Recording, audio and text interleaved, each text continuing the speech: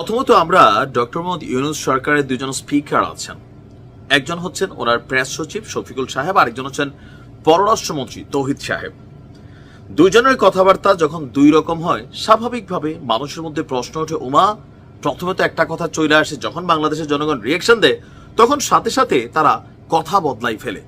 যেমনটা এপিএস আসিফের যে এপিএস ছিল, তাকে প্রথমে আমরা দেখলাম যে এখান থেকে বরখাস্ত করা হয়েছে, এরপরে শুনলাম সে নিজে নাকি আপনার পদত্যাগ করছে। হ্যাঁ, তো এগুলো মানুষের বিভ্রান্ত ছড়ায়, বাট আমাদের ইস্যুটা আজকে অন্য জায়গায়। আপনি যদি বলেন এই মুহূর্তে ডক্টর মোহাম্মদ ইউনূসের পথে সবচেয়ে বড় বাধার নাম কি, বিএনপি। মুখে মুখে হাসনাত আব্দুল্লাহ আর সার্জিস আলম ওই রাজুতে আয় বইলা ডাক দিয়া টেলিভিশনের সামনে কি বলল, ডাজন্ট ফ্যাক্ট মাঠের রাজনীতিতে ডক্টর ইউনূসকে হিসাব নিকাশ করে চলতে হয় বিএনপির সামনে। আর এই দৃশ্যটা বাস্তব। বিএনপি যদি কখনো মাঠে নামে তাহলে ডক্টর মোহাম্মদ ইউনূসের সরকার মুহূর্তের মধ্যে এটা ধসে যাওয়ারও কিন্তু সম্ভাবনা রয়েছে। এখন আমরা এতগুলা কথা কেন বললাম, যে তারেক রহমানের যে কোনো সিদ্ধান্ত, যে কোনো বক্তব্যকে আমলে কিন্তু নিচ্ছে আপনার এই সরকার। আমরা এক ধরনের বলতে পারি যে বিষয়টাকে আপাতত থামিয়ে দেওয়া হয়েছে, তবে আমি নিজেও এই থামানোর পক্ষে ছিলাম। দেখেন, মানবিক করিডোর, শান্তিতে নোবেল পাওয়া ডক্টর ইউনূস এই মানবিক করিডোর যদি না দেয়, উনার তো এই শান্তির নোবেল প্রাপ্তি নিয়ে প্রশ্ন উঠে যেতে পারে পশ্চিমাদের কাছে। কারণ ওনার বন্ধু কারা? সব পশ্চিমা রাষ্ট্র, জাতিসংঘ বা ইউরোপীয় ইউনিয়ন থেকে শুরু করে যারা আছেন। এখন তারা কবে কেমনে জানি না আমাদের বাংলাদেশের ভেতর দিয়ে মিয়ানমারে যে মানবিক করিডোরের ইস্যুটা ছিল, এটা নিয়ে আলোচনা হইয়া সরকার নীতিগত সম্মতি দিয়ে ফেলছে। তৌহিদ সাহেবের বক্তব্যটা এরকমই ছিল, তাই না? বাট যখন এটা নিয়ে রাজনৈতিক দলগুলা, জামাত, বিএনপি, আমজনতা, নিরাপত্তা বিশ্লেষকরা এটা নিয়ে কথা বলা শুরু করলেন, তখন পট করে দেখলাম শফিকা এসে বলল যে না এটা মানে হয় নাই, এটা আলোচনা হয়েছে মাত্র, এখানে কোনো নীতিগত সিদ্ধান্ত হয় নাই। হাস্যকর ইস্যু হয়ে যায়। এখন যাই হোক, কোনোভাবেই বাংলাদেশের ভেতর দিয়ে রাখাইনে মানবিক করিডোর দেওয়া এই মুহূর্তে উচিত না। আর এটার এখতিয়ার আসলে অন্তর্বর্তী ইন্টারিম গভর্নমেন্টের কোনোভাবেই কিন্তু নাই, এটাই বাস্তব। হ্যাঁ, এটা হইতো যদি ধরেন ডক্টর ইউনূস, বিএনপি, জামাত, বাংলাদেশের জনগণ, নিরাপত্তা বিশ্লেষক যারা আছেন সবার সাথে বসে একটা সিদ্ধান্ত নিতে যে আসলে কি করা যায়।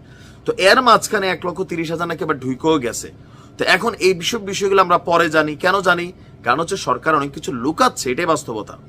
তো এই যে লুকালুকির খেলায় বিএনপির কি বলা যে জনাব তারেক রহমান বলছেন রাখাইনে মানবিক করিডোর দেওয়া না দেওয়ার বিষয়ে সিদ্ধান্তটা নির্বাচিত জাতীয় সংসদ থেকে আসতে হবে। আমিও মনে করি, কারণ সংসদে যারা থাকেন জনগণের ম্যান্ডেট নিয়ে থাকেন, ভোটের অধিকার নিয়ে থাকেন, তারা রাষ্ট্রের জন্য গুরুত্বপূর্ণ সিদ্ধান্ত নেওয়ার এখতিয়ার রাখেন। কিন্তু এই ইন্টারিম গভর্নমেন্ট এটা কিন্তু সবার মানে ওই সময় ওই মুহূর্তে বিশেষ কারণে এটা তৈরি হয়েছিল, সংস্কারের ইস্যু আছে। কিন্তু এরকম বাংলাদেশের ভবিষ্যৎ নিরাপত্তা হুমকি, সার্বভৌমত্ব বা প্রতিবেশী রাষ্ট্রের সাথে এখানে এসে সুযোগ দিলে এখানে নানা বিপদ আপদ প্লাস মাইনাস এগুলো আপনারা বিভিন্ন জনের মুখে কিন্তু শুনছেন। সো এই ইস্যুগুলাতে হুট করে নিজেরা আলোচনা করে কোনো সিদ্ধান্ত নিতে পারে না, তবে প্রায় নিয়ে ফেলছিল। এখন আলোচনাটা সামনে আসায় আপনার পেছনে নামা শুরু হয়েছে।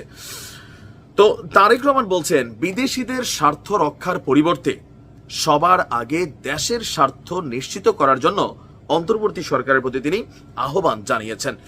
মে দিবস উপলক্ষে তিনি যে বক্তব্য দিয়েছেন, তিনি বলছেন যে অন্তর্বর্তী সরকার নাকি নীতিগতভাবে সিদ্ধান্ত নিয়েছে বাংলাদেশকে করিডোর হিসাবে ব্যবহারের অনুমতি দেওয়ার। দেশের স্বাধীনতা, সার্বভৌমত্বের সঙ্গে জড়িত এমন একটি স্পর্শকাতর বিষয়ে সিদ্ধান্ত নেওয়ার ক্ষেত্রে অন্তর্বর্তীকালীন সরকার কিন্তু জনগণকে জানায়নি। সেটাই তো আবার এদের বক্তব্য দুই রকম। তো এমনকি জনগণের প্রতিনিধিত্বকারী রাজনৈতিক দলগুলোর সাথে কোনো আলোচনার প্রয়োজন বোধ করে নাই। দেশের জনগণকে না জানিয়ে গোপনে কেন এই ধরনের সিদ্ধান্ত, এটাই কিন্তু প্রশ্ন। তিনিও বলছেন এরকম সিদ্ধান্ত নিতে পারে কিনা কিংবা নেওয়া উচিত কিনা। এই মুহূর্তে তিনি সেই বিতর্ক তুলতে না চাইলেও তিনি বলছেন তবে আগে দেশের ইস্যুটা মাথায় রাখতে হবে, সিদ্ধান্ত আসতে হবে জনগণের প্রত্যক্ষ ভোটে, সংসদের মাধ্যম থেকে। এছাড়া এই বিষয়টা বিদেশিদের স্বার্থ না, আগে বাংলাদেশের স্বার্থ নিশ্চিত করতে হবে। কারণ মিয়ানমার, ভারত, পাকিস্তান অন্য কোনো দেশ নয়, সবার আগে বাংলাদেশ, এটি হতে হবে আমাদের লক্ষ্য, সরকারের লক্ষ্য।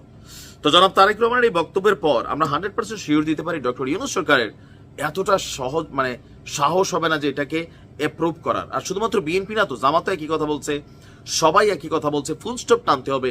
ইভেন এই ইস্যুগুলোতে বাংলাদেশ আবার মাঠে নামবে। ওই এনসিপির কয়েকজন তারা হয়তো অনেক কথা বলে, আবার নাহিদও কিন্তু এই বিষয়ে এসে ওই একই লাইনে আসছে যেখানে বিএনপি সহ অন্যান্যরা যে বক্তব্য দিয়েছে। সম্ভবত এটা প্রথমবারের মতন সরকারের কোনো সিদ্ধান্তকে নীতিগতভাবে আটকে দেওয়ার জন্য আমরা ভূমিকা দেখছি। ভালো থাকুন।